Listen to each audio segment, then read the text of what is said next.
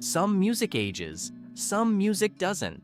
The difference isn't always obvious when a song first comes out.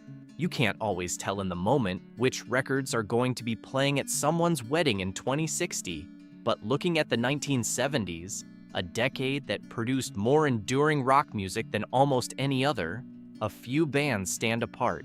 Not just popular, genuinely timeless. These are the 7 bands from the 1970s that will still be played in 2100. Band 7, Fleetwood Mac. Now there you go again, you say. Fleetwood Mac is one of the most commercially successful bands in history, and their 1977 album Rumors remains the primary reason. It has sold approximately 40 million copies worldwide, making it one of the best-selling albums ever recorded in any genre. But the story of how Rumors came to exist is as remarkable as the music itself. Well, who am I to keep you down? The band had undergone a complete transformation in 1974 and 1975, when Mick Fleetwood recruited California musicians Lindsey Buckingham and Stevie Nicks to join what had been a British blues band. The earlier Mac, with Peter Green, Jeremy Spencer, and Christine McVie, had already produced a decade's worth of significant music, but the addition of Buckingham and Nicks created something genuinely new, a band with multiple songwriters, multiple vocalists, and an emotional complexity that came partly from the personal relationships collapsing around them in real time. By the time Rumors was recorded in 1976, Buckingham and Nicks had ended their relationship. Christine and John McVie were divorcing, and Mick Fleetwood's marriage was falling apart. The band recorded the album while living through every song on it. The result is one of the most emotionally layered popular albums in the history of recorded music, full of longing, anger, resignation, and a certain defiant grace that comes through in the production and the harmonies. Rumors won the Grammy Award for Album of the Year at the 1978 ceremony. It spent 31 weeks at number 1 on the Billboard 200, and then it kept going. In 2020, a TikTok video of a man named Nathan Apodaca skateboarding while drinking cranberry juice and listening to Dreams went viral, sending the 43-year-old song back into the top 10 of the Billboard Hot 100. A song from 1977 returned to the chart in 2020 purely on the strength of how good it sounds to a generation that wasn't alive when it was recorded. That is not a nostalgia effect. That is a song being discovered. And the continued discovery of Fleetwood Mac's music by younger generations is the most reliable sign that it will still be circulating long after anyone who bought Rumors on vinyl the first time is gone. Now here I go again, I see. The broader catalog outside of Rumors holds up equally well. Tusk, released in 1979, was a deliberate commercial risk. A double album that Lindsey Buckingham pushed to be weirder and more experimental at a cost of over $1 million, in deliberate defiance of what the record label expected as a follow-up to one of the most successful albums in history. Have you any dreams you'd like to say? Critics were divided. Fans were surprised. But Tusk still sold 4 million copies and contained Sarah, one of Stevie Nicks' most personal and enduring compositions. The willingness to do that, to resist repeating a formula that had worked spectacularly, is part of what keeps the catalog interesting across decades. Fleetwood Mac never became a tribute to themselves while they were still recording. That integrity shows in the music, and listeners can hear it whether they know the context or not. Band 6, The Ramones. Let's go! Hey, ho! Let's go! Here's the band that shouldn't have lasted, stylistically speaking. and turned out to be one of the most influential musical acts of the 20th century. The Ramones formed in Forest Hills, Queens, New York in 1974. Joey, Johnny, Dee Dee, and Tommy Ramone, none of whom were actually named Ramone, all of whom adopted the surname as a declaration of band identity, played short, fast, simple songs that were the philosophical opposite of the sprawling progressive rock that dominated FM radio at the time. Their debut album, released in April 1976, contained 14 songs in just under 29 minutes. The longest track was under 2.5 minutes. The music industry in 1976 largely ignored them. The mainstream radio audience largely ignored them. And the band went on to play over 2,200 concerts across a 22-year career, never having a top 40 hit in the United States, while simultaneously becoming one of the most imitated and credited bands in rock history.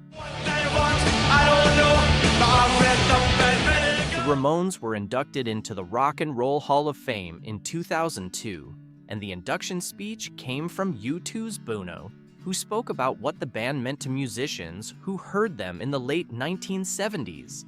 The Sex Pistols, The Clash, the Buzzcocks, the Undertones, Blondie, Talking Heads. A large portion of what became the new wave and punk movements of the late 1970s and 1980s were directly influenced by the Ramones template: 4 chords, short songs, leather jackets, a consistent visual identity, and an absolute refusal to be anything other than what they were. The Ramones' influence on subsequent generations of musicians is so extensive and well documented that it functions almost like a musical institution. Every decade since their peak produces a new generation of bands who go back to Ramones and Rocket to Russia as foundational texts. The songs are simple enough to be immediately accessible to anyone who picks up a guitar for the first time, and powerful enough that the most experienced musicians return to them. That particular combination is what immortality in popular music actually looks like. The band played their final concert on August 6, 1996, in Los Angeles.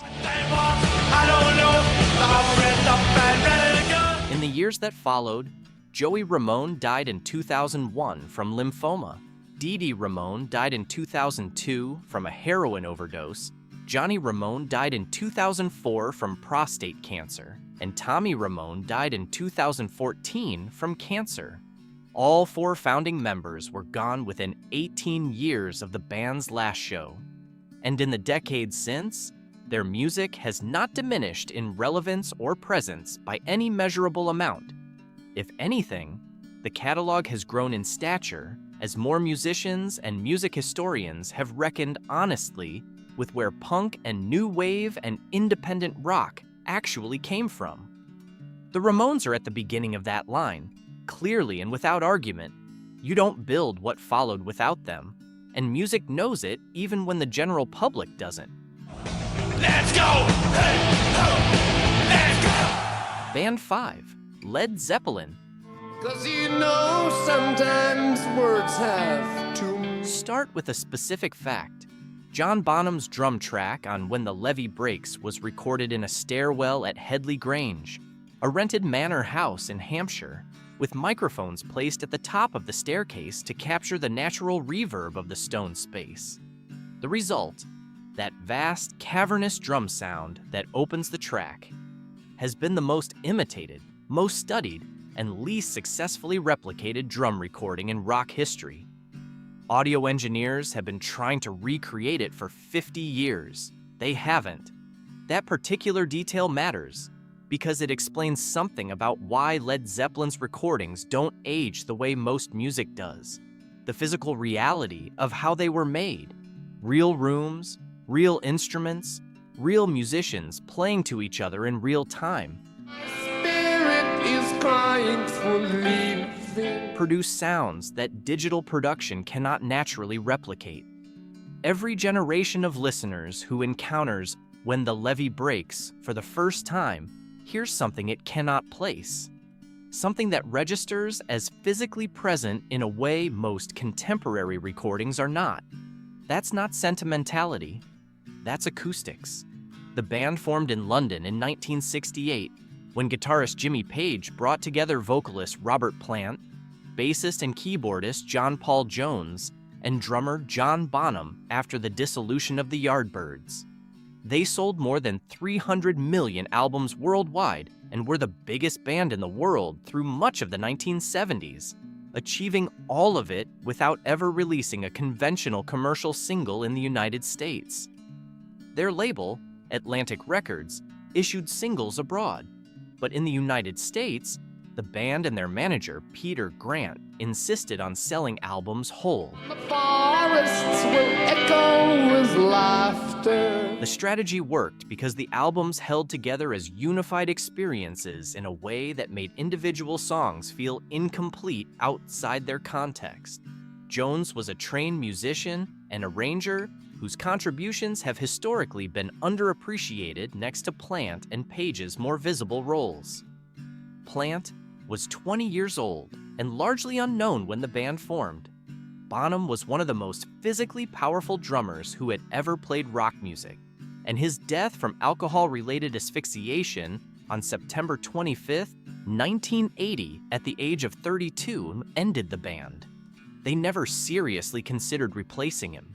Their catalog across 10 studio albums, from the 1969 debut through 1979's and Through the Outdoor, covers blues, folk, hard rock, Eastern music, acoustic balladry, and experimental studio production, often within the same album. There's a bustle in your hedgerow, don't be alarmed. Stairway to Heaven from 1971's Led Zeppelin IV is among the most played songs in the history of FM radio in the United States. Kashmir from 1975's Physical Graffiti has been cited as an influence by musicians as diverse as Jimmy Page himself, Puff Daddy, who sampled it in 1998 for Come With Me, and countless film composers who use it as a reference for epic sonic scale. Led Zeppelin disbanded in December 1980 following the death of John Bonham from alcohol-related asphyxiation at the age of 32. They reunited once for a single concert at the O2 Arena in London in December 2007, which sold out almost instantaneously when tickets were made available. An estimated 20 million people applied for the 18,000 available tickets. A band that had not performed together in 27 years still commanded that kind of response. The surviving members have shown no sustained interest in reuniting without Bonham, whose son Jason played the 2007 concert, and whose specific sound remains irreplaceable to what the band was. The catalog stands as it is, and the catalog is, by any honest assessment, one of the great bodies of work produced in the history of popular music. Is there still time to change the road you're on? Part of what keeps Led Zeppelin's music vital rather than merely historical is its sheer physical weight. These are recordings that require something of the body, not just the ears.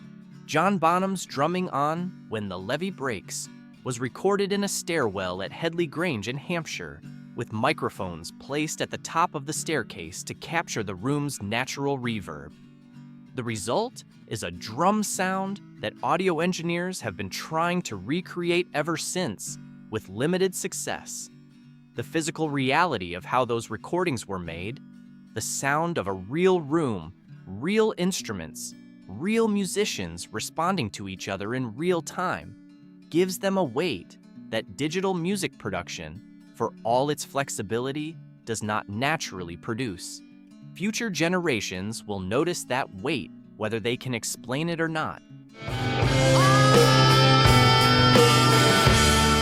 Band 4, Queen. Queen became one of the most popular bands in the world in the 1970s by systematically refusing to make the same kind of music twice. Glam rock, opera, heavy metal, vaudeville, ballads, disco-influenced rock, gospel-structured anthems. The 4 albums they released between 1973 and 1976 alone covered enough stylistic territory to represent several different bands. Freddie Mercury, Brian May, Roger Taylor, and John Deacon formed the classic lineup in 1970 in London. Mercury was born Farrukh Bulsara in Zanzibar, educated in India, and had a vocal range and theatrical instinct that was essentially without comparison in rock music. May had built his own guitar, the Red Special, from the fireplace mantel of his family home with his father's help, and he played it exclusively throughout his career, developing a sound and approach that was entirely his own. Taylor was a multi-instrumentalist capable of playing several instruments before he committed to drums. Deacon was a trained electronics engineer in addition to being the band's primary bass player, and he wrote Crazy Little Thing Called Love and Another One Bites the Dust, 2 of the band's biggest singles. Bohemian Rhapsody, released in October 1975 from the album A Night at the Opera, is the central document of what the band was capable of. At nearly 6 minutes, it was too long for radio by the standards of its time. EMI, the band's label, was reluctant to release it as a single. DJ Kenny Everett played it on his BBC radio show despite instructions to the contrary, received an overwhelming response from listeners, and the record label released it to the public. It went to number 1 in the UK for 9 weeks. It went to number 1 again in 1991 after Freddie Mercury's death from AIDS-related complications, and again in 1992 after its inclusion in Wayne's World. Scaramouche, will you do the fandango? In 2018, it was certified as the most streamed song of the 20th century on Spotify. Bohemian Rhapsody in 2018 became the most streamed song from the 20th century on Spotify, surpassing songs by every other artist from any decade before 2000. That is a measure of how that recording continues to function as something new listeners encounter, not merely something old fans revisit. Freddie Mercury died on November the 24th, 1991, at the age of 45. The remaining 3 members of Queen have continued in various configurations, most notably with vocalist Adam Lambert for a touring band that has sold out arenas worldwide through the 2000s and into the 2020s.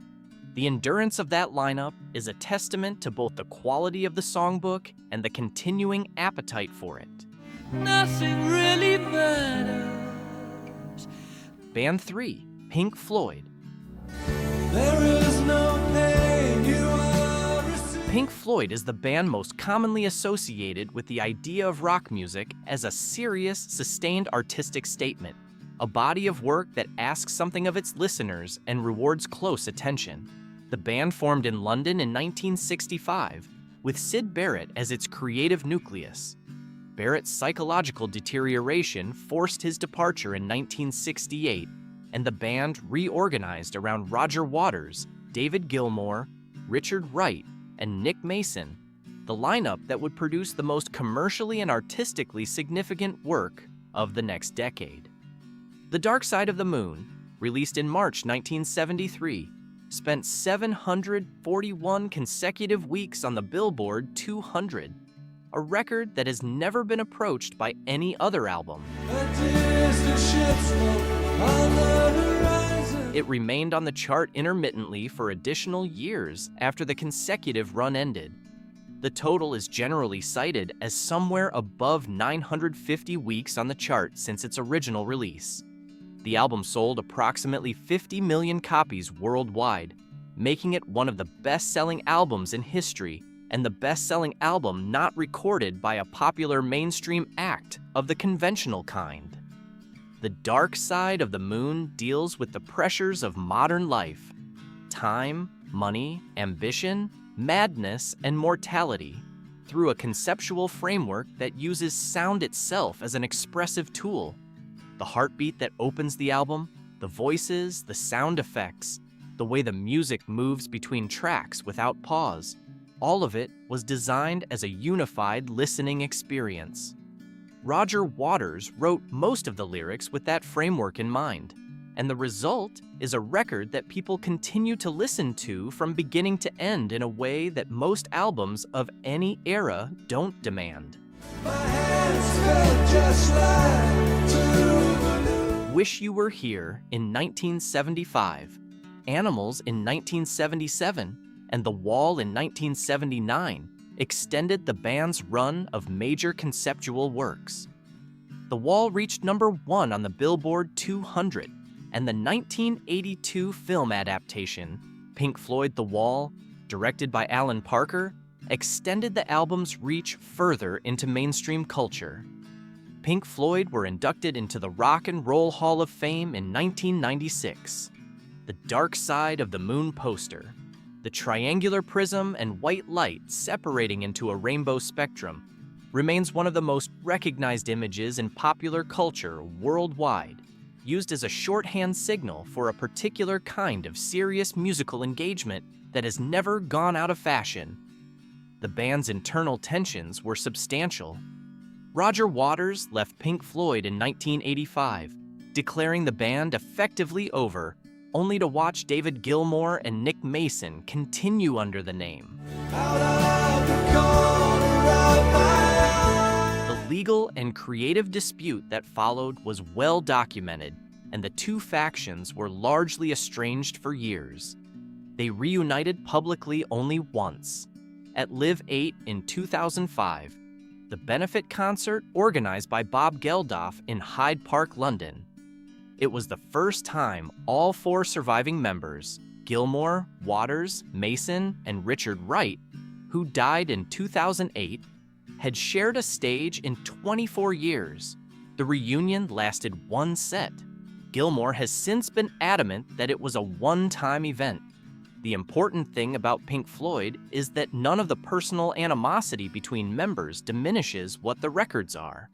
The music and the men who made it are separable, and the music holds up entirely on its own terms, regardless of whatever happened in boardrooms and courtrooms afterward.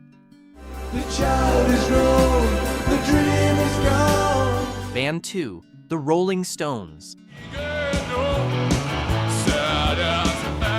The Rolling Stones have been a working band since 1962. That statement deserves a moment to sit. They formed before the Beatles broke internationally. They have been playing music together, in one configuration or another, for more than 6 decades. No other rock band in history has sustained a presence of equivalent length and commercial scale. In the 1970s, the Stones produced some of the most critically lauded work of their career. Sticky Fingers in 1971 and Exile on Main Street in 1972 are considered by many rock critics to be among the finest albums ever made. Exile on Main Street, in particular, recorded largely in the basement of Keith Richards' rented villa in the south of France, under chaotic and difficult circumstances, is the kind of album that sounds like the physical product of a specific moment that could never be recreated. Raw, loose, deeply rooted in American blues and gospel and country, it sounds like music being made by people who are barely holding it together, which is exactly what was happening. Through the decade, the band also released Goat's Head Soup in 1973, It's Only Rock and Roll in 1974, Black and Blue in 1976, Some Girls in 1978, and Emotional Rescue in 1980. Some Girls was a deliberate engagement with the disco and punk movements happening around them. The band acknowledged what was current without abandoning what they were. Mick Jagger, Keith Richards, Charlie Watts, and Ronnie Wood, who replaced Mick Taylor in 1975, have been the core of the band's identity for most of its history. Charlie Watts, whose drumming style was deeply understated and rooted in jazz, died on August 24, 2021, at the age of 80. The Stones have continued performing with Steve Jordan on drums, releasing the album Hackney Diamonds in 2023, their first album of original material in nearly 2 decades, to strong reviews and considerable commercial success. The Rolling Stones catalog doesn't age in any meaningful sense because it was never particularly tied to any specific moment. It was tied to something more durable than a decade or a trend. Exile on Main Street sounds like music being made by people who are barely holding it together because that's exactly what was happening. That quality, raw, present, completely unpolished, is the opposite of nostalgia. It sounds like it was made yesterday in the best possible way, and it always will. Band 1, ABBA. This might be the most defensible and also the most controversial choice on this list, so let's be precise about why ABBA belongs here. ABBA formed in Stockholm, Sweden in 1972. The 4 members, Agnetha Fältskog, Björn Ulvaeus, Benny Andersson, and Anni-Frid Lyngstad, produced 8 studio albums between 1973 and 1981. They won the Eurovision Song Contest in 1974 with Waterloo. By the end of the decade, they were one of the most commercially successful acts in the history of popular music, second only to the Beatles in terms of worldwide sales. Their catalog has sold an estimated 385 million records globally, making them one of the best-selling music artists in history. What ABBA did that most pop acts don't is write songs with an emotional complexity that outlasts the production style of any given era. Their arrangements are distinctly of their time. The specific drum sounds, the production gloss, the synthesizer textures all place them in the 1970s and early 1980s without question. But the melodic and harmonic writing underneath those arrangements is sophisticated in a way that survives translation across decades and genres. Their songs have been covered, reimagined, and incorporated into musicals, precisely because the underlying material is strong enough to hold up in contexts very different from the original recordings.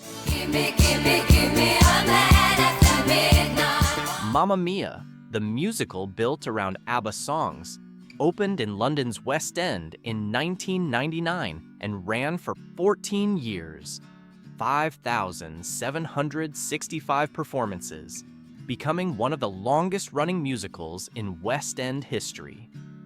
The 2008 film adaptation grossed over $609 million at the worldwide box office.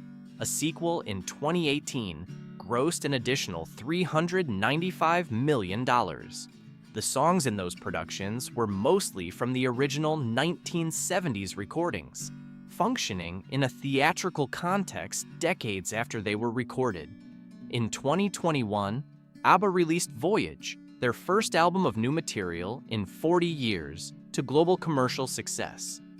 The accompanying ABBA Voyage concert, using digital avatar versions of the 4 members at ages corresponding to their peak years, launched in London in 2022 and was still running in 2025.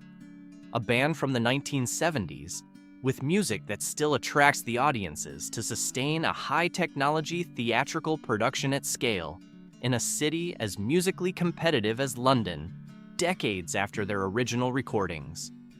The case for ABBA being played in 2100 is straightforward. The melodic quality of the material is high enough, and the emotional range of the catalog is broad enough that it functions not just as nostalgia, but as music. The kind that people who have never heard the original context encounter and respond to without needing any explanation. 7 bands, all of them at their creative peaks in the 1970s, all of them still producing new audiences, new listeners, and new responses from people who weren't born when the original records were made. The evidence is already in. Teenagers discovered Dreams in 2020. Bohemian Rhapsody is the most streamed 20th century song on Spotify. Streamed, not remembered. The Dark Side of the Moon has been on the Billboard 200 for nearly 1,000 weeks. ABBA's Avatar concert is still selling out London in 2025. These aren't predictions. They're a track record. The 2,100 part is just extrapolating from a line that's already pointing clearly in one direction. If this one resonated with you, or if we left off your personal number one, hit the like button, leave them in the comments, and subscribe. We'll be back with more. See you next time.